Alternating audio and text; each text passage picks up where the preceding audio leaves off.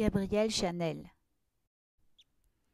Assise seule sur les marches de son hôtel de la rue Cambon à Paris, Coco assiste au défilé de ses derniers modèles. Elle reçoit avec soulagement l'accueil réservé à ses nouvelles créations. Le regard est pourtant inquiet, intense, fermé, inaccessible. Mais son émotion est trahie par les perles désordonnées du collier qui cherchent un refuge sur ce corps brûlant de passion. Elle a oublié d'allumer la cigarette dont les volutes devaient servir de paravent. Alors le peintre l'a saisie. « J'ai le dégoût très sûr, disait Jules Renard. Gabrielle Chanel en a fait sa maxime. Les militaires l'écoutent chanter à Moulins et la nomment Coco. Elle a 24 ans. Elle est orpheline depuis longtemps.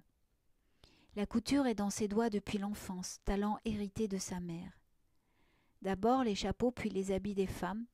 Coco veut les libérer dans des habits sans ceinture, sans corset, faits parfois de tissus empruntés aux hommes.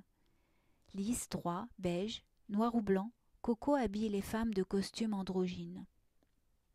Elle bouleverse les codes du siècle. Le plus difficile, c'est la simplicité. Coco choisira la difficulté. Elle est un style, pas une mode. Une robe noire car il n'y a que le noir qui fait ressortir les yeux.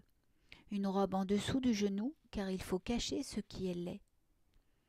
Sa haine de la laideur l'amène à vouloir habiller le monde des habits sublimes de la souffrance. Coco Chanel ne sera la femme de personne. Trop violente, trop indépendante, trop amoureuse, Mademoiselle veut rester simplement femme.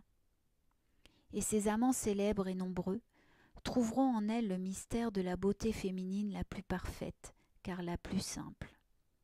Mais ils la quitteront tous, lassés de cette femme rendue acariâtre par le succès. Son orgueil est à la mesure de sa souffrance.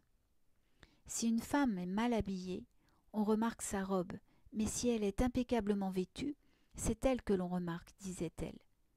Coco Chanel a été remarquée jusqu'en sa mort en 1971, seule, dans sa suite du Ritz, un dimanche, le jour qu'elle n'aimait pas, car le jour où l'on ne travaille pas.